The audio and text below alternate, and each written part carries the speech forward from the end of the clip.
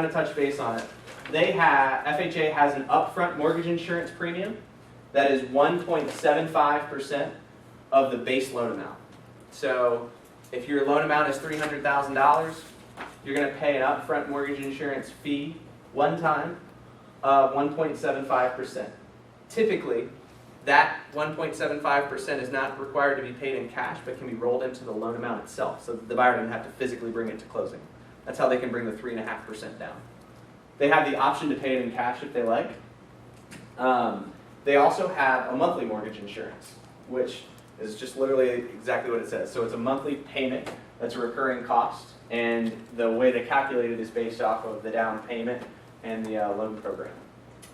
So with FHA loans, everything is, in terms of guidelines and mortgage insurance premiums, is always based on what we call an FHA case number. So when a lender registers a loan with FHA, they pull out a case number, and that's time and dated, time stamped. And that really determines what rules it's going to go off of.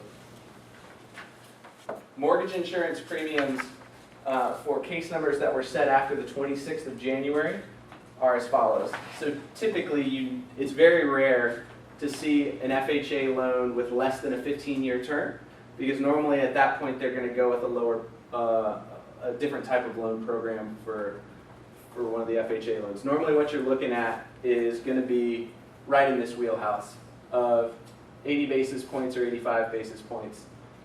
In our area, the maximum FHA loan amount for Hey Josh, yeah. Can you explain what basis, does everybody know what a basis point is? So we'll get into that. Okay, all right. For our area, the thing to know is the max FHA loan around here for a single unit property is $625,500. It's the max FHA loan that you can do around here. Previous MIP or mortgage insurance premium and new MIP is what the current one is right now, is 80 basis points for a down payment of 5% or more, and 85 for a down payment of 5% or less. So what that means to you is, in order to calculate what that number, what that monthly mortgage insurance is going to be, you take the loan amount and you multiply it times 0.08 and divide it by 12. So we'll get into that here in a second. So here's, what on earth does that mean? So it kind of breaks it down. So if we take a sales price of $300,000, FHA allows you to finance 96.5% of that. So it's going to give you a base loan amount of $289,500. They charge that 1.75% premium. That's the one-time fee of 1.75%, which is $5,066. So FHA allows the buyer to either pay it in cash or roll it into the loan amount, which, like I said, 99% of the time you roll it into the loan amount. So your total loan amount is going to be your base loan of $289,500 plus your mortgage insurance premium of $5,066 for a total loan amount of $294,566. So in addition to the upfront fee, they charge that monthly fee as well. So you take your loan amount of the $294,566, multiply it times 0.008, and divide it by 12. So your mortgage insurance premium on a $300,000 purchase is about $196 a month. So do you see, if you explain that to someone, how that's going to build their confidence in you and you knowing what you're doing? Yes or no? Versus just say, call Josh and he'll tell you. Right? And this makes you more of a professional. Absolutely. So the good news is with FHA is, if we look back at these factors before, it was almost doubled, right? The mortgage insurance factors in the last couple of years really have been, and FHA did it on purpose, because what happened is after the crash, FHA was like almost the only loan program that you could get for less than 20% down. So the whole market flooded FHA, and they ultimately had too many loans outstanding. So what they did in order to reduce that is just raise their rates to out of control levels, and they finally come back down and started offering a reasonable program again. Mortgage insurance. So with a conventional loan, mortgage insurance falls off after you reach an 80% loan to value through normal payment cycles. Okay? With FHA, in most circumstances, it's going to stay on for the life of the loan. So what do we tell people? if you're doing FHA, it's typically because you have lower credit or a lower down payment, and none of the loans that we do, and FHA in particular, doesn't have any prepayment penalty. So if they want to stay in the house for 30 years, FHA is a great program to get started with. And if they ever want to refinance out of it into a conventional loan, once they have the 20%, they can absolutely do that. So the current loan limits, like we said before, FHA publishes a new loan amount every year for single unit properties. It's $625,500 for our area. If you have, like if you run into downtown, or like you'll see some in Arlington, if you get a 2-unit property, then the loan amount is increased for those. Eligibility requirements. FHA has to be owner occupied. Borrower must possess a valid social security number. You can only have one FHA mortgage at a time. There's a couple of caveats to that. If they get relocated from a job, then you can typically have 2. Need to have a 2-year work history. So somebody who just gets out of school, if they're a full-time student, that counts towards their 2 years. So if they got out of school and they've been on their job for 6 months, but previous to that they were a full-time student, that can count for a 2-year history. 1 to 4 unit properties. Condominiums with FHA are a big deal. So FHA requires that they approve a condominium building. So if you guys have a buyer out there looking for a condo and they're utilizing FHA financing, you can only do it in an FHA approved building. So FHA's got a dedicated website, which we put down here for you, that you can look up that approval. So just be really careful when you read it too, because sometimes they will show it that they were approved, but that approval has expired. It has to be currently approved with FHA. U.S. citizens, permanent resident aliens, and some circumstances for non-permanent resident aliens. When Scotty was going through the list of buyer questions, if somebody's not a U.S. citizen, then you want to find out if they're a green card holder, they're always fine. If they're not and they have a visa, that's really when you want to get with your lender right away and just say, hey, let me make sure that we're going to be able to have a program for you. Typically, the most commonly accepted visa type is an H-1B. It's just a working visa. The student ones are the ones where you really run into issues. Josh? Yes? Quick question. If you've got a client and they're buying a condo, FHA, and right now the FHA condo thing is approved, but it's going to expire before you're going to close on the home. Has to be current all the way through closing. And Or really, it falls apart? yep. Really, at that point, we need to just find a different program for them. I see. What I will tell you guys too is right now, compared to the last 5 years, there is more outlets for first-time home buyers than we've had ever in the past. And rates are crazy low for every program. I mean, you look at 3 1/4, it's the rate of inflation when you have some mortgage insurance on it. So there's a lot of different options. If you don't have an FHA approved condo, but a buyer needs to get into that, then there's likely going to be a conventional outlet that'll work, and it may be just slightly more expensive.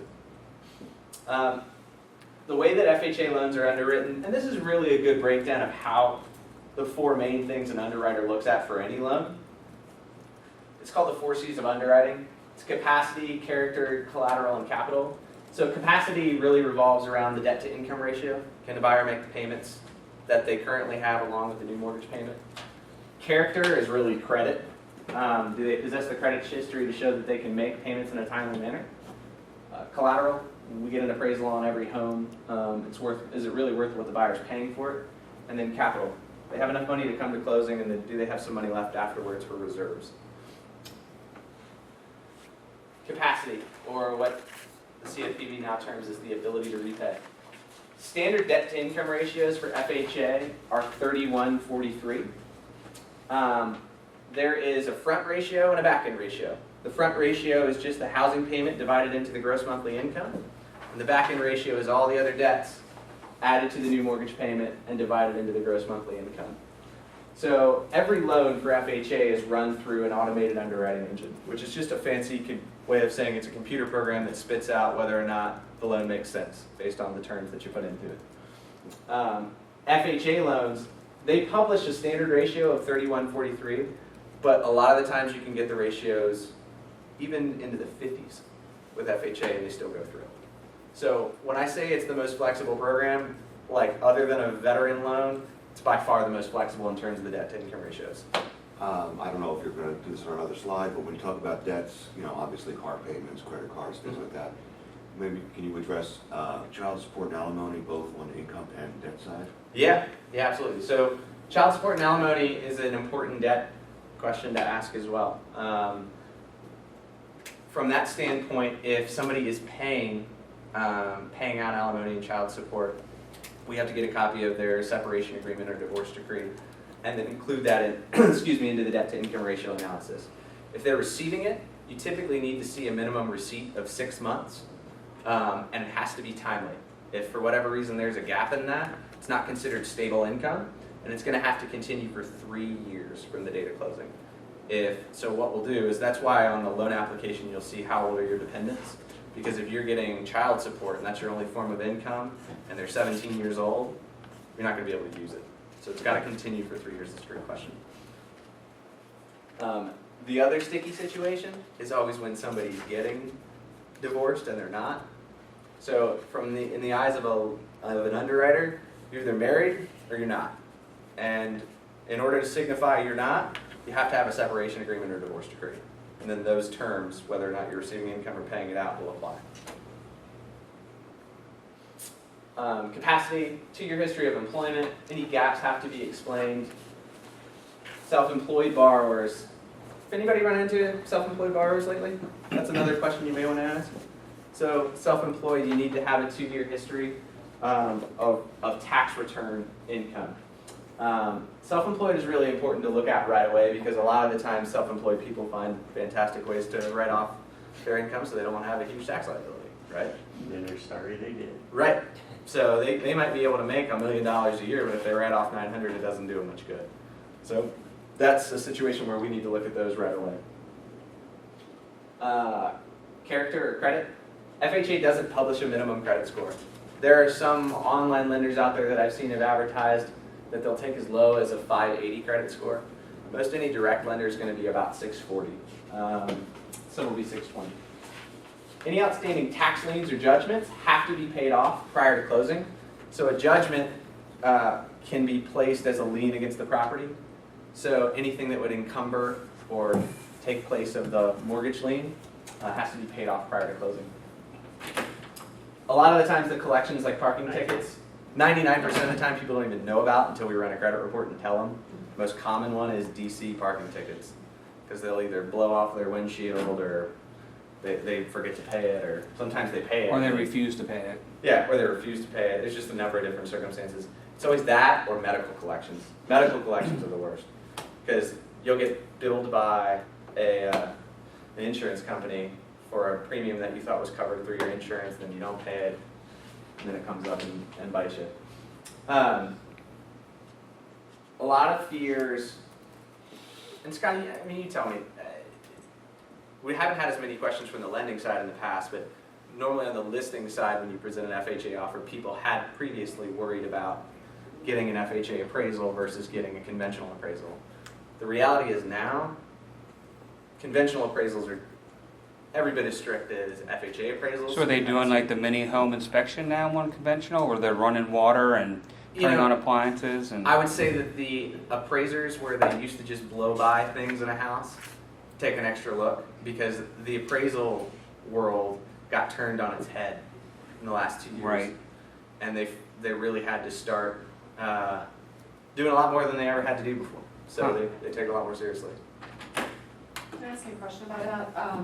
You said, or I think you and Scott said that banks have a, big conglomerate of appraisers that they just kind of cycle through, so they never know who they're getting. You said being a direct lender, you have a more finite group? Yes. I didn't know that was allowed. I thought it had to be completely anonymous. Sure. So there's the legislation surrounding appraisals is referred to as AIR requirements. And what they require is a lender can determine what appraisers are on their list. It has to be, it can't be like 2 appraisers. It has to be a solid group of a number of people.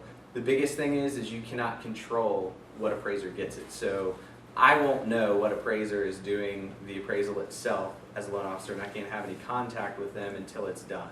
So I can't influence the value. So who requests that from your side? I mean, who? So we have a full appraisal desk. It's just the loan officer who can't know. So my company Okay. knows as soon as, so we send it out, and we have most lenders all have an appraisal management company, but you get to define what appraisers are in your wheelhouse for that specific geographic area. Oh, So we only accept local appraisers that we know are good. okay. So we've been doing it a really long time. And like, how many are in your group? It depends on the area. So like Northern Virginia, you're probably gonna have like 30 appraisers. Okay. Where the national AMCs, what they do is they have a national list, and if the first 40 local appraisers don't pick it up right away, it goes to an outside guy. So that's why Scotty got a random Delaware person. It could be all right. And they're willing to come down because in Delaware they might not pay as much for appraisals as they do here. So the other thing too is lenders will pay appraisers differently.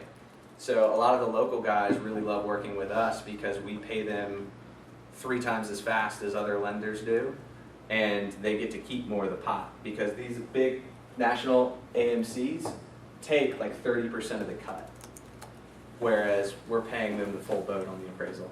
Really? So you get a better quality of appraisal, you get a faster turn time. The only one that nobody controls is VA.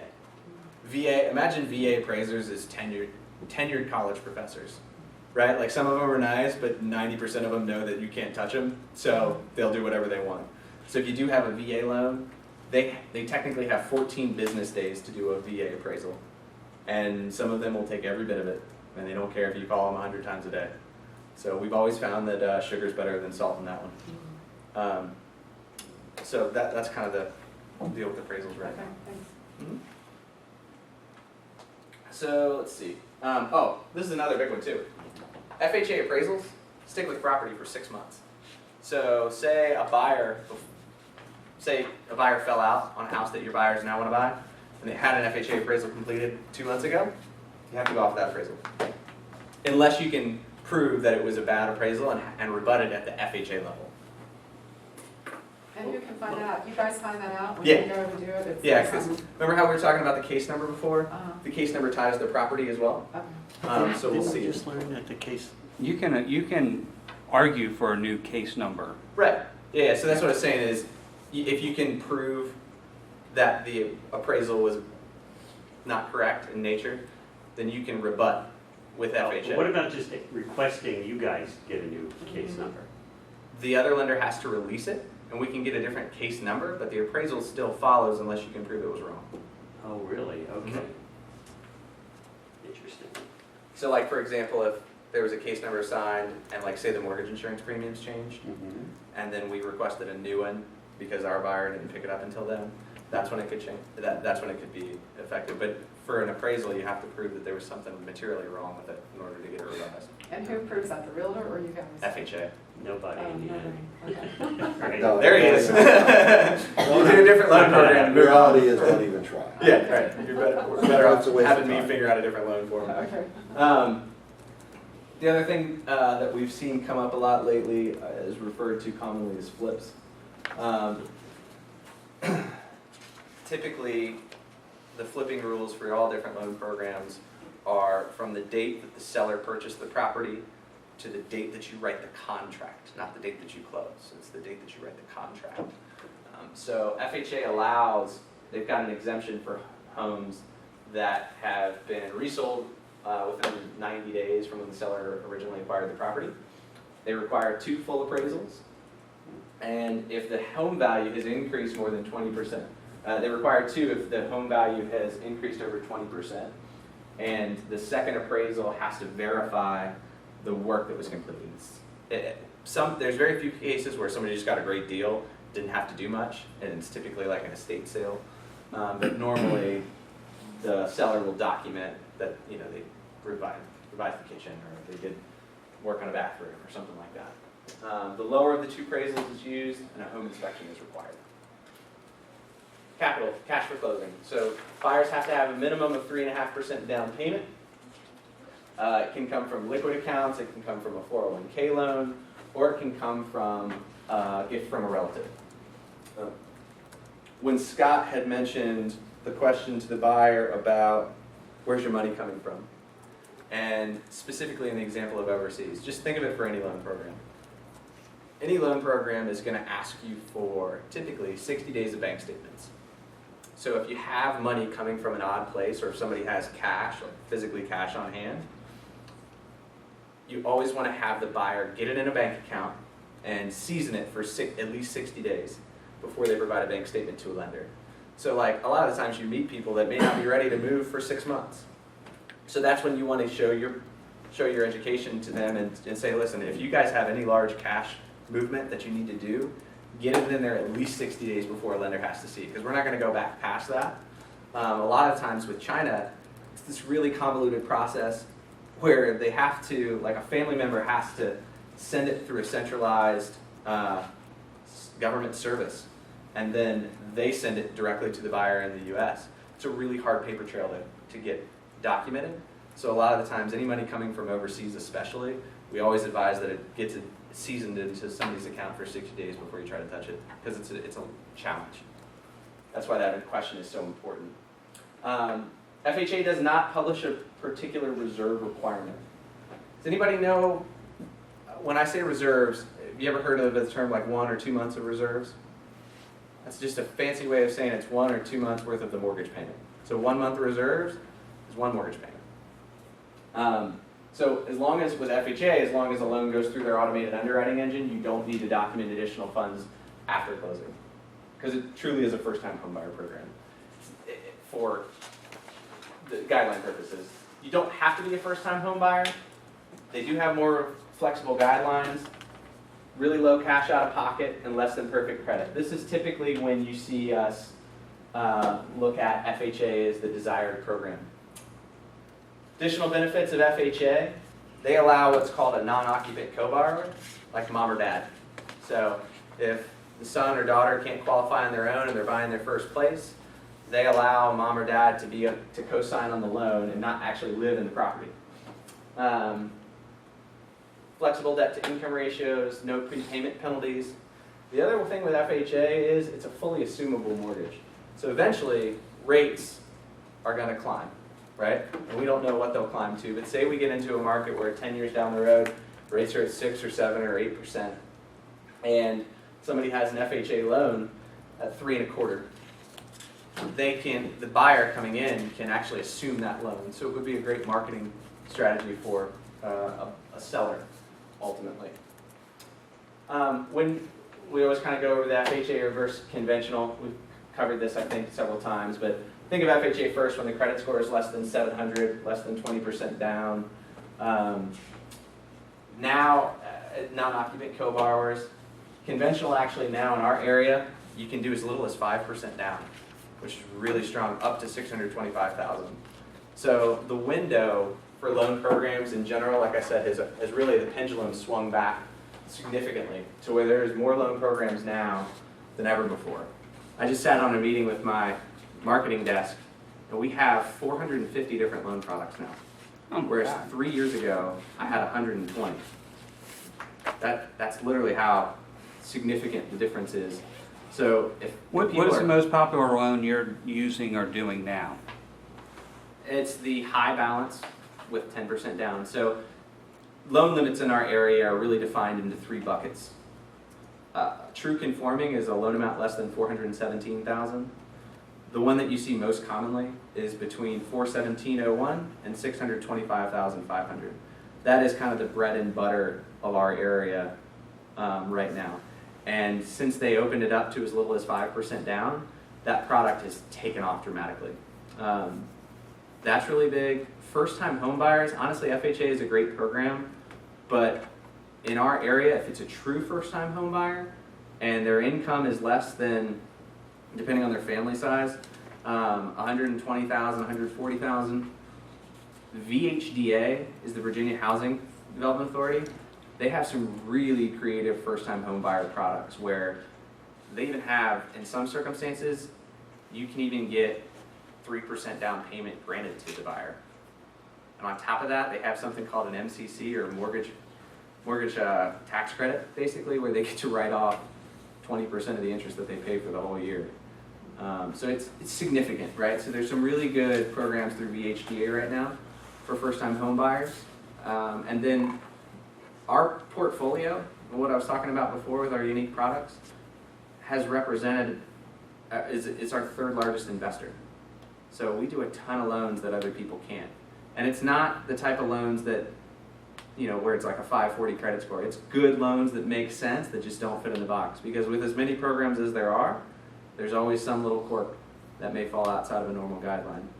We are also one of the only direct lenders in the area to Fannie and Freddie, meaning that I can sell a loan directly to Fannie Mae or directly to Freddie Mac, which means my guidelines, you don't find more flexible guidelines than what I have for those products.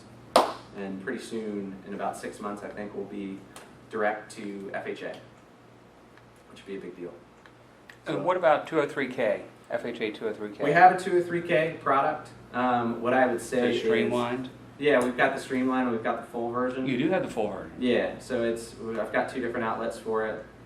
It's a super convoluted loan in terms of the process itself, so not a lot of people utilize it because it's higher interest rate. But if you have a buyer who the only way that they'll buy a property is with a low down payment and they've got to do $30,000 to $40,000 worth of work, then it's the way to go. And then you typically refinance them out later. I'm actually in this area piloting, so I mentioned that we do construction loan products. The other product that's super unique to our company is what I call our cross collateral, which is Paul's got a buyer that he owns a house for $500,000 and only owes $100,000, and he wants to buy a new place utilizing that equity before he sells his other place. I've got the ability to, traditionally it's always referred to as it's a bridge loan, right? And the major challenge with bridge loans is you have to qualify carrying the old house, the new house, and the interim financing. So hardly anybody can ever qualify all 3, carrying all 3 of those payments. With us, it is an equity play versus a debt to income ratio. So I will not count the outgoing primary residence payment. So like, say they currently live in Vienna and they want to buy in Reston, I won't count the Vienna house payment. I'm just looking at what my end loan looks like when they sell their place and I refinance them out. So essentially what it is I provide them a 12-month interim financing, and I don't hit them with the payment on the old place. The sticking point with this loan is it has to have significant equity in it, because if the house is worth $500,000, I discount that value by 25% and then subtract out whatever they owe. Okay? And that gives me what I'll give, that is the temporary financing that I'll give them for the down payment purposes. But it's a really unique product, and it helps a lot of people be able to buy before they sell.